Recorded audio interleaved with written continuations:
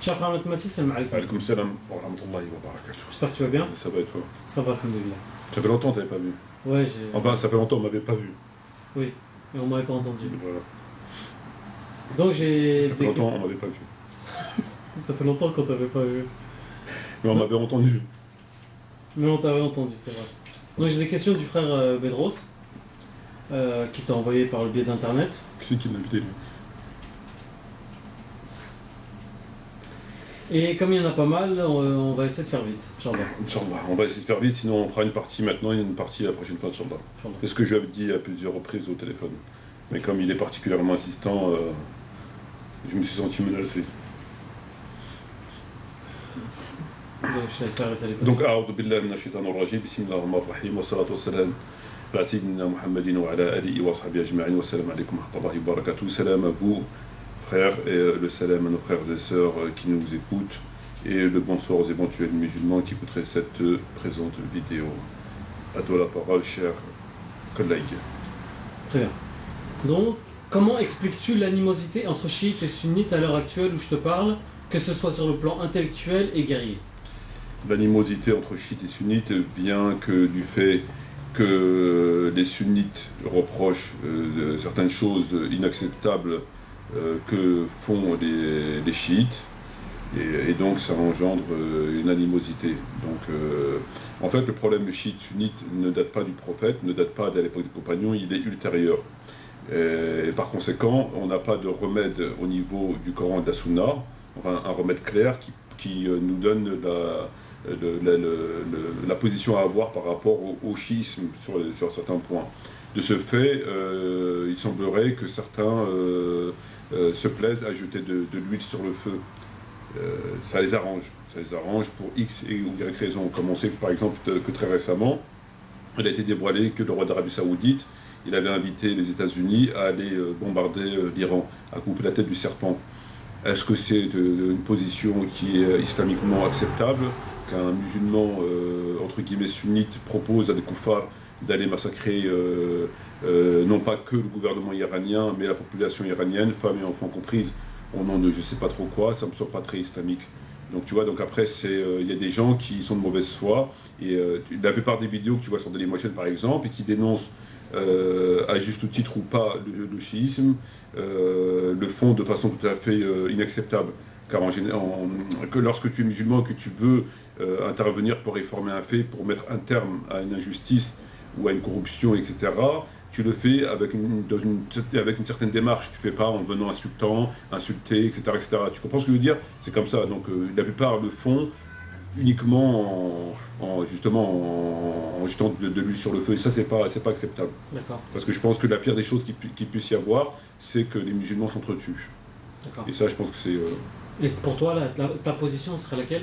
Ma position, alors aujourd'hui le schisme est implanté. Alors il y a des revendications qui sont tout à fait justifiées, en tout cas qui ont un fondement dans le sunnisme. Donc c'est des écrits qui sont dans le sunnisme. Ma position à moi serait d'essayer de trouver un consensus afin de ne pas arriver à s'entretuer. Voilà, c'est ça en fait. Pour moi, à mes yeux, il n'y aurait pas pire. Il vaut mieux accepter des choses qu'on ne devrait pas accepter plutôt que de s'entretuer. Donc pour moi, ce serait ça la solution. Voilà. Qu'est-ce qui t'a valu d'être taxé de chiite? Aujourd'hui, tu es taxé de chiite comme certains te taxent du donné ou d'autres gens d'antisémites. C'est un moyen de discréditer une personne qui dérange. Aujourd'hui, lorsque tu dis que Omar ibn Khattab s'est trompé et que lui-même a reconnu son erreur, tu es chiite. Lorsque tu parles du genre de Julie, tu es chiite, etc. C'est pas de la bonne foi, ils sont pas de bonne foi. En fait, dès lors que tu t'écartes, non pas du sunnisme primaire, de base, le vrai sunnisme, dans lequel on peut trouver des textes tout à fait ce qu'on connaît, à partir du moment où tu t'écartes de leur secte, donc de leur vision, de leur sectarisme, si tu t'écartes, tu n'es plus musulman. Voilà, donc après, ils trouvent un moyen quelconque pour te discréditer. Et en fait, c'est ça, c'est pas de bonne foi. Comme Oudoudi a été taxé de chiite, alors qu'il n'a rien de chiite, parce qu'il a écrit son livre Le califat et la royauté. Aujourd'hui, c'est ça, c'est un moyen de discréditer quelqu'un qui nous dérange, quelqu'un qui ne pense pas comme nous. Voilà. Le hadith Taqalayn explique-t-il à lui seul que la succession serait déduite exclusivement à Ali et à sa famille. Le hadith des deux poids, il ne suffit pas à lui seul. Parce que, en fait, il y a deux façons d'aborder l'islam.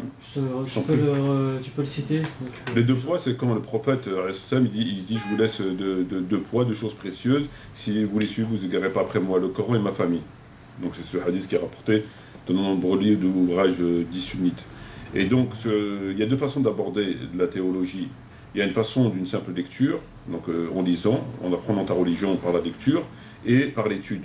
Les conclusions que tu obtiendras par la lecture ne sont pas les mêmes que par l'étude. Pourquoi? Parce que dans l'étude, il faut que, pour avaliser une conclusion, il faut que tous les éléments soient concordants. D'accord? S'il y a un élément qui vient contredire l'éventuelle conclusion, il faut que tu revoies ta copie. Tu comprends? Tu ne peux pas arriver à une conclusion en ayant trois éléments qui vont dans ce sens-là et deux autres qui vont dans un autre sens. Il faut que tu l'expliques. Tu ne peux pas les écarter en les occultant. D'accord? Donc il faut que ta conclusion soit conforme à tous les éléments qui sont dans les livres.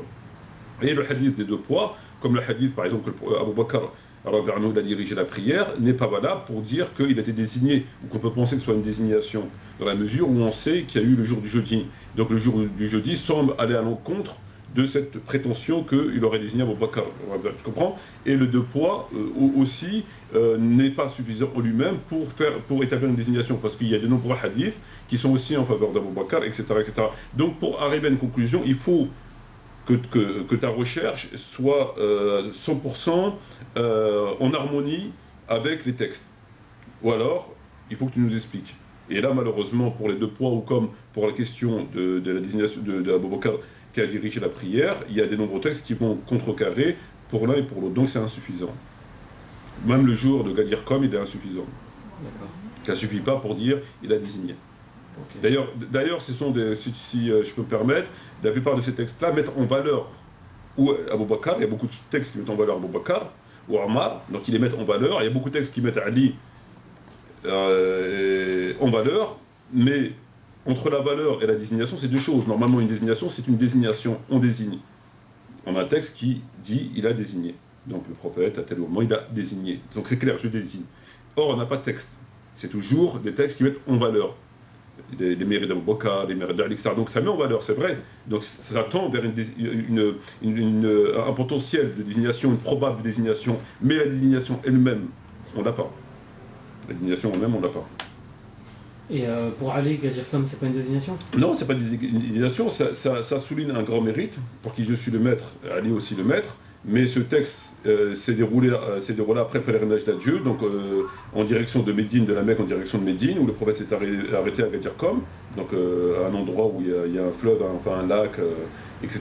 Et là, il y a eu une embrouille, il y a eu une dispute, et il a pris la main de Ali, il a dit « Même kout maoulaou, faire les maoulaou ». Donc ça souligne sans aucun doute l'importance d'Ali, pour qui je suis le maître, Ali est aussi le maître, donc c'est clair, ou le hadith qui dit pour qui je suis tué pour moi ce qui a été Aaron pour Moïse, donc c'est clair, mais après ce fait-là, il y a eu d'autres événements, d'accord, qui soulignent aussi le fait que le prophète a demandé à Abu Bakr de diriger par exemple la prière, donc c'est quand même pas rien, le fait de prendre la place du prophète, parce qu'à l'époque, l'imam était, aujourd'hui à l'imam il dirige que la prière, d'accord. À l'époque du prophète, celui qui dirigeait la prière était aussi le calife, la personne qui dirigeait les affaires temporelles, d'accord. C'est comme ça que les choses... Aujourd'hui, quelqu'un qui va diriger la prière, ça ne veut rien dire. Il dirige la prière, ça ne veut rien dire du tout. À leur époque, d'ailleurs, quand on était calife, le prophète dirigeait la prière et était le chef. Abu Bakr, quand il était calife, il dirigeait la prière et il était le chef. À cette époque, on ne dirigeait pas la prière, on n'était pas le chef. Ou on était le chef, mais on ne dirigeait pas la prière. Tu comprends? Si on était le chef, on dirigeait forcément la prière. C'est comme ça que ça fonctionnait. Donc le fait qu'il doit demander de diriger la prière, ça tend vers là. Ce n'est pas une absolue conviction, une absolue vérité, mais en tout cas, ça tend vers là. Donc il y a des éléments après, ultérieurs, qui viennent quand même corroborer cette affirmation, même si le fait en lui-même est très important et très révélateur. Mais pour moi, c'est insuffisant. Que penses-tu de Muawiyah et de ceux qui le défendent? Muawiyah, en ce qui concerne Muawiyah, les textes sont clairs. 99%, voire 100% des textes mettent en évidence que Muawiyah a commis un certain nombre de crimes et des choses qui n'ont rien à voir avec la religion.